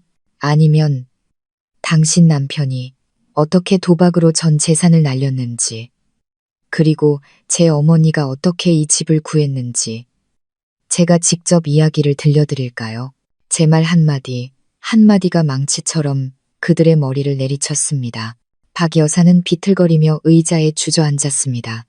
입만 뻐끔거릴 뿐 아무 말도 하지 못했습니다. 그녀는 제가 모든 것을 알고 있다는 사실을 깨달은 것입니다. 그녀의 연극은 완전히 실패했습니다. 민주는 그 자리에 못 박힌 듯 서 있었습니다. 그는 저와 등기부등본을 번갈아 보았습니다. 그의 눈빛은 혼란에서 미친 듯한 분노로 바뀌었습니다. 그 역시 자신이 속았다는 것을 깨달은 것입니다. 너 전부 알고 있었구나. 우리한테 덫을 놓은 거야. 그가 저를 향해 소리쳤습니다. 맞아요. 저는 태연하게 대답했습니다. 그렇게 하지 않았다면 제가 어떻게 당신들의 진짜 얼굴을 볼 수 있었을까요? 제가 어떻게 한때 그토록 사랑했던 남편과 5년 동안 모셨던 시어머니의 끝없는 탐욕과 잔인함을 확인할 수 있었을까요? 이 미친년이. 민준이 이성을 잃고 제게 달려들었습니다. 손을 들어 제 뺨을 때리려 했죠. 하지만 그가 제게 닿기 전 승훈 씨가 한 발 빨랐습니다. 그는 벌떡 일어나 민준의 팔을 막았습니다. 민준 씨, 진정하십시오. 지금 당신의 모든 폭력 행위는 법정에서 불리한 증거가 될 뿐입니다. 네가 뭔데 날 협박해? 민준이 승훈 씨에게 으르렁거렸습니다. 제 소개를 다시 하죠. 승훈 씨가 안경을 고쳤으며 차갑게 말했습니다. 저는 법무법인 신뢰의 소속 변호사 이승훈입니다. 제 의뢰인 이서연 씨의 법률 대리인이기도 하고요. 변호사라는 두 글자의 민주는 그대로 굳어버렸습니다. 그는 승훈 씨와 저를 번갈아 보았습니다. 그의 눈에 서렸던 광기는 희미한 두려움으로 바뀌기 시작했습니다. 이것이 장난이 아니라는 것을 깨닫기 시작한 것입니다. 하지만 이것은 제가 준비한 만찬의 에피타이저에 불과했습니다. 저는 자리에서 일어나 천천히 TV 장식장으로 걸어갔습니다. 저는 낡은 곰인형을 집어들었습니다. 그들이 그저 아무 의미 없는 장식품이라고 생각했던 바로 그 곰인형을요. 저는 곰인형의 눈 하나를 빼냈습니다. 초소형 카메라였죠. 저는 그것을 그들 앞에 들어 보였습니다. 이건 꽤 익숙하시죠? 지난 일주일 동안 우리 가족의 따뜻한 순간들을 많이 담아주었답니다. 저는 그들을 소름 돋게 하는 미소를 지었습니다. 그 영상 다시 한번 보시겠어요? 특히 두 분이 저를 속여서 서류에 서명하게 할 계획을 짜던 장면이라든가 아니면 민준 씨가 내연녀에게 저를 내쫓겠다고 맹세하던 장면 같은 거요. 그들의 몰락이 시작되었습니다. 완벽하게 숨겼다고 믿었던 거짓말과 더러운 음모들이 이제 곧 빛 속으로 드러날 것이었습니다. 그들은 스스로 깊은 구덩이를 팠고 이제 제가 그들을 그 구덩이 속으로 밀어넣을 차례였습니다. 제 손에 들린 작은 카메라와 함께 뱉은 말은 거실 한가운데서 터진 폭탄과도 같았습니다. 박 여사와 민주는 핏기 하나 없는 얼굴로 그것을 뚫어져라 쳐다봤습니다. 지난 며칠간 자신들의 가장 은밀한 행동과 대화가 모두 제 손안에 있었다는 사실을 믿을 수 없다는 표정이었습니다. 네가 감히 이 집에 도청장치를 설치해? 박 여사가 두려움과 분노로 떨며 말을 더듬었습니다. 이건 불법이야. 불법이요. 저는 비웃었습니다. 당신들이 나를 폭행하고 내 재산을 빼앗으려 하고 나를 모함한 것에 비하면 내 자신을 지키기 위해 증거를 모은 게 그렇게 큰 죄일까요? 아니면 지금 같이 경찰서에 가서 누가 진짜 불법을 저질렀는지 확인해 볼까요? 제 도발에 박 여사는 입을 다물었습니다. 일이 커지면 불리한 쪽은 자신이라는 것을 알고 있었기 때문입니다. 민주는 완전히 이성을 잃은 듯 했습니다. 그는 더 이상 으르렁거리지 않고 극심한 공포에 빠진 상태였습니다. 그는 애원하는 눈빛으로 저를 보았습니다. 서연아, 내가 잘못했어. 제발 용서해줘. 다 엄마가 시켜서 그런 거야. 난 정말 그러고 싶지 않았어. 우리 다시 시작하면 안 될까? 그는 익숙한 연기를 시작했습니다. 모든 죄를 어머니에게 떠넘기고 희미한 희망이라도 붙잡으려는 발악이었습니다. 하지만 오늘의 저는 더 이상 그의 악어의 눈물에 속아 넘어가는 순진한 여자가 아니었습니다. 다시 시작하자고. 저는 얼음처럼 차가운 목소리로 되물었습니다. 폭력과 외도를 일삼고 제 어미와 짜고 아내를 해치려는 남자를 내가 다시 믿을 수 있을 거라고 생각해요? 민준 씨, 자기 자신이 역겹지도 않아요? 저는 그에게 더 말할 기회를 주지 않았습니다. 승훈 씨를 향해 말했죠. 이 변호사님, 두 번째 선물을 보여주시죠. 승훈 씨가 고개를 끄덕이고 가방에서 태블릿 PC를 꺼내 재생 버튼을 눌렀습니다. 화면이 켜지고 민준과 내연녀, 최윤아가 열정적으로 키스하며 호텔로 들어가는 사진들이 나타났습니다. 이게 뭐야? 박 여사가 눈을 동그랗게 뜨고 화면을 가리켰습니다. 아들이 바르지 못한 인간이라는 것은 짐작했겠지만 이렇게 명백한 증거를 눈으로 확인하자 충격을 감추지 못했습니다. 민주는 고개를 숙이고 머리를 감싸쥔 채 차마 화면을 보지 못했습니다. 그리고 이것도요. 저는 더욱 단호하게 말했습니다. 주머니에서 녹음펜을 꺼내 재생했습니다. 최윤아의 교태 섞인 목소리와 민준의 아첨하는 목소리가 다시 한번 방 안에 울려 퍼졌습니다. 자기야, 조금만 기다려. 그 미친년이 곧 엄마한테 집을 넘겨주기로 했어. 그 일만 끝나면 바로 쫓아낼 거야. 그 재산 전부 우리 것이 될 거야. 짝. 날카로운 소리와 함께 극심한 분노와 배신감에 휩싸인 박 여사가 일어나 귀한 아들의 뺨을 세차게 때렸습니다. 이 천하의 나쁜 놈. 네가 감히 내 어미까지 속여? 나한테 효도한다더니 결국 그 재산 전부 빼돌려서 저 계집애한테 갖다 바치려고 했어? 아니야, 엄마. 민준이 뺨을 감싸주며 말을 더듬었습니다. 아니긴 뭐가 아니야. 박 여사는 미친 듯이 민준에게 달려들어 핥히고 때렸습니다. 참으로 우스꽝스러운 광경이었습니다. 저를 해치기 위해 굳건한 동맹이었던 모자가 이제 돈과 배신 때문에 서로를 물어뜯고 있었습니다. 저와 승훈 씨는 팔짱을 낀 채 그들의 비극적인 촌극을 조용히 지켜보았습니다. 이것이 바로 그들이 받아야 할 인과응보였습니다. 그들의 난투극이 잠시 잦아들었을 때 저는 모든 것을 끝내는 차갑고 권위적인 목소리로 말했습니다. 두 분, 이제 그만 연기하시죠. 연극은 여기까지입니다. 두 사람은 동작을 멈추고 증오와 두려움이 뒤섞인 눈으로 저를 보았습니다. 저는 그들 앞으로 천천히 하지만 위압적으로 다가갔습니다. 박 여사님, 마지막으로 이 녹음 파일을 들어보시는 게 좋을 겁니다. 꽤 특별한 거거든요. 저는 휴대폰의 재생 버튼을 눌렀습니다. 다른 녹음 파일이 흘러나왔습니다. 민준이나 박 여사가 아닌 은퇴한 간호사의 목소리였습니다. 그날 환자분이 응급실로 들어온 후 검사실장인 박만철 씨가 한참 동안 수술실에 들어와 있었어요. 그 기록은 나중에 이상하게 사라졌고요. 박만철 산부인과라는 단어를 듣는 순간 박 여사의 얼굴이 새하얗게 질렸습니다. 그녀는 사시나무처럼 떨기 시작했고 눈은 공포로 가득 찼습니다. 무슨 소리야? 난 몰라. 모르신다고요? 저는 그녀의 얼굴에 바싹 다가가 칼날처럼 날카로운 목소리로 속삭였습니다. 그럼 제가 기억나게 해드리죠. 4년 전 계단에서의 추락 사고, 태어나지도 못한 무고한 아기, 모든 게 묻혔다고 생각하셨나요? 착각이에요. 어떤 죄악은 아무리 깊이 숨겨도 언젠가는 빛 속으로 드러나기 마련이거든요. 저는 휴대폰 화면을 들어 보였습니다. 화면에는 PDF 파일이 떠 있었습니다. 진료 기록, 혈액 검사 결과지, 증인의 진술서, 모든 게 여기 있어요. 고의 상해치사.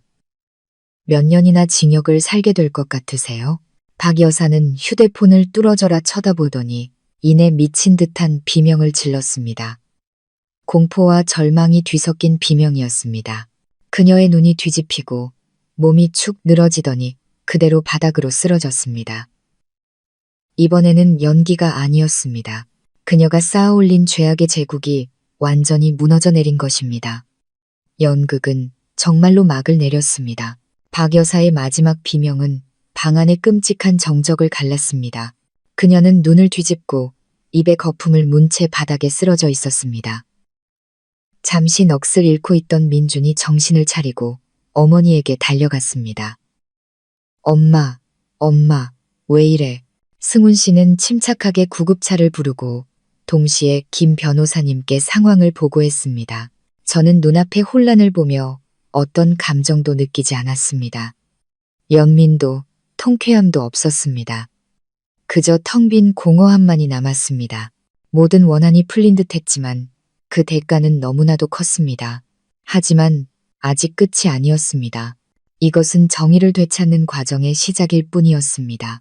김 변호사님의 계획대로 구급차가 박 여사를 싣고 떠나자마자 경찰차 2대가 도착했습니다. 그들은 변호사님으로부터 모든 증거를 전달받고 체포영장을 집행하러 온 것이었습니다. 사복 차림의 형사 2명이 안으로 들어오자 법의 엄숙한 기운이 집안을 감쌌습니다. 강민준 씨, 한 형사가 또렷하게 말했습니다. 가정폭력 및 사기 미수 혐의로 당신을 체포합니다. 서로 동행해 주시죠. 민준은 얼굴이 하얗게 질려 굳어버렸습니다.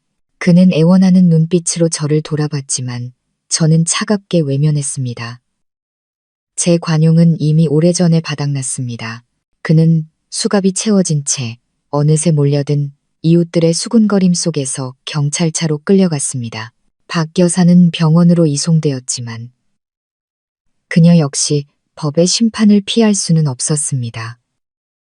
병원에서 그녀에 대한 체포 영장이 발부되었습니다. 폭행 공모, 사기 미수, 그리고 가장 중대한 혐의인 고의 상해치사에 대한 조사가 시작되었습니다.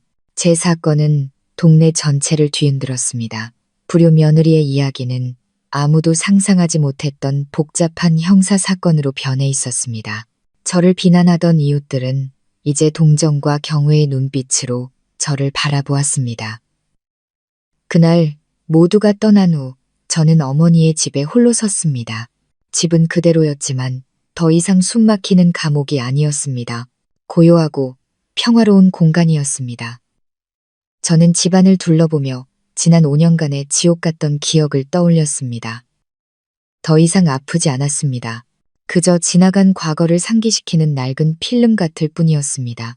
저는 큰 여행 가방을 꺼내 민준과 박 여사의 물건들을 담기 시작했습니다. 그들의 옷, 소지품, 그들에게 속한 모든 것을 미련 없이 가방에 던져 넣었습니다. 제 인생에서 그들의 존재를 완전히 지워버리고 싶었습니다. 가방을 문 밖에 내놓고 집의 모든 자물쇠를 바꿨습니다. 새 열쇠가 자물쇠에 들어가는 소리는 새로운 시작을 알리는 선언과도 같았습니다. 이 집에는 이제 평화만이 깃들 것입니다. 이후의 법적 절차는 복잡하지 않았습니다. 증거가 너무나도 명백했기 때문입니다. 재판은 공개적으로 진행되었습니다. 저는 더 이상 오는 피해자가 아닌 강인하고 당당한 증인으로 법정에 섰습니다. 피고인석에 선민주는 초췌했고 박 여사는 폭삭 늙어 휠체어에 앉아 있었습니다. 명백한 증거들 앞에서 그들은 모든 혐의를 인정할 수밖에 없었습니다. 최종 판결이 내려졌습니다. 강민주는 징역 7년, 박 여사는 자신의 끔찍한 죄에 대해 징역 15년을 선고받았습니다. 판결을 듣는 날, 저는 울지 않았습니다. 마음이 평온했습니다. 저뿐만 아니라 제 무고한 아이를 위한 정의가 실현된 것입니다.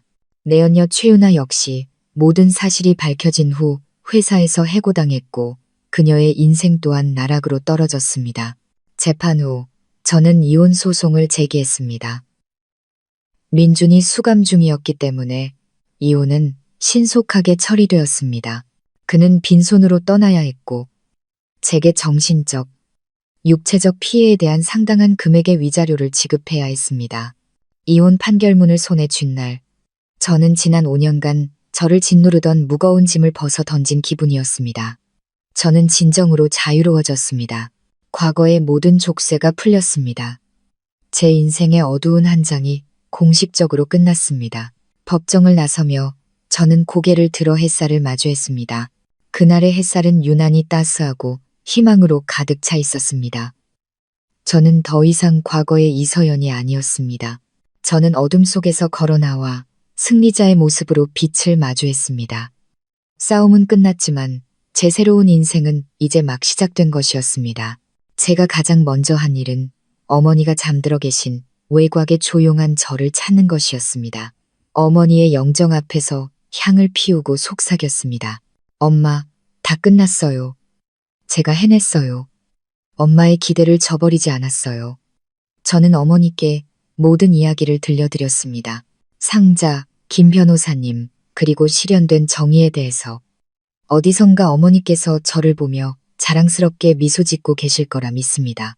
집으로 돌아와 저는 제 인생을 대대적으로 개편하기 시작했습니다. 일주일 동안 집을 청소하고 정리하며 과거의 슬픈 기억들을 모두 버렸습니다. 벽지를 새로 바르고 커튼을 바꾸고 집안 곳곳에 화사한 꽃을 두었습니다. 집에 새로운 생기를 불어넣고 싶었습니다. 하지만 가장 큰 변화는 제 자신에게서 일어났습니다. 저는 더 이상 4개의 벽 안에 갇혀 있지 않았습니다. 요가와 명상 수업에 등록해 마음의 평화를 찾았고 제빵 수업을 들으며 새로운 즐거움을 발견했습니다. 잊고 지냈던 책을 다시 읽기 시작했습니다. 경영, 투자, 자기개발 서적들. 5년간 잠들어 있던 제 지식이 다시 깨어났습니다. 특히 저는 저만의 커리어를 갖기로 결심했습니다. 어머니가 남겨주신 재산에 의존하고 싶지 않았습니다. 제 2발로 서서 제 가치를 증명하고 싶었습니다. 경영학 수석 졸업장과 김 변호사님의 조언을 바탕으로 저는 주식과 부동산 시장을 공부하기 시작했습니다. 열정적으로 배우고 책 속의 지식을 실전 경험으로 바꾸었습니다. 작은 투자부터 시작해 점차 성공을 거두기 시작했습니다. 어머니의 신탁 기금은 제 손에서 불어나기 시작했습니다. 생각의 변화와 함께 제 외모도 바뀌었습니다. 개성 있는 단발머리, 세련되고 자신감 넘치는 오피스룩이 낡은 실내복을 대체했습니다. 제 자신을 사랑하는 것이 이기적인 것이 아니라 필수적인 것임을 깨달았습니다. 저의 변화에 주변 사람들은 놀랐습니다.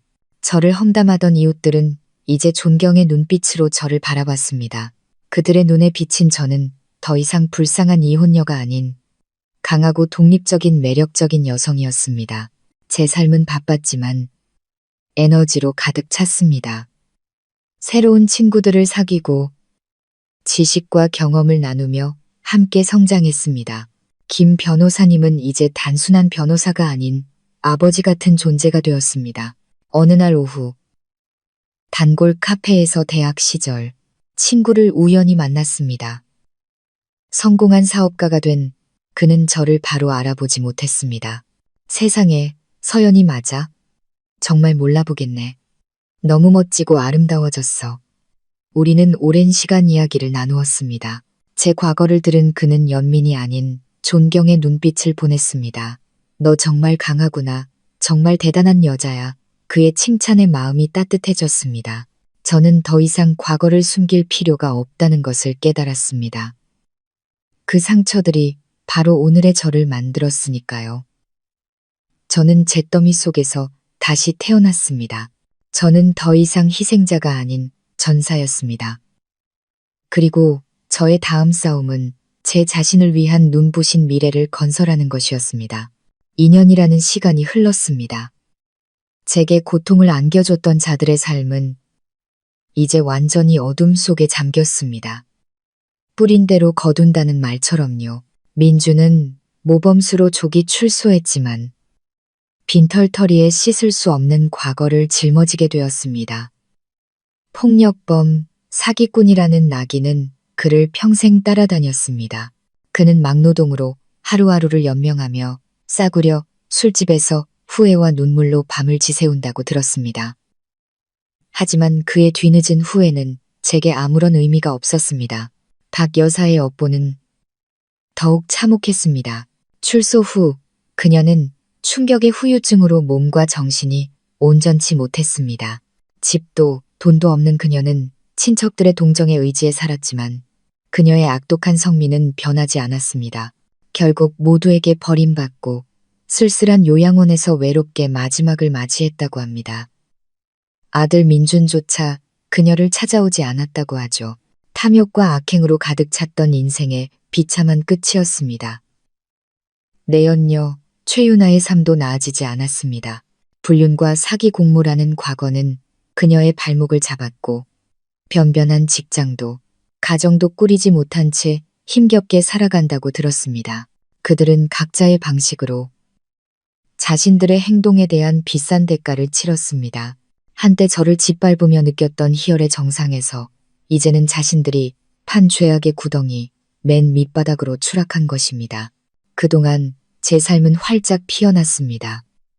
2년이라는 시간은 제가 견고한 사업을 일구기에 충분했습니다.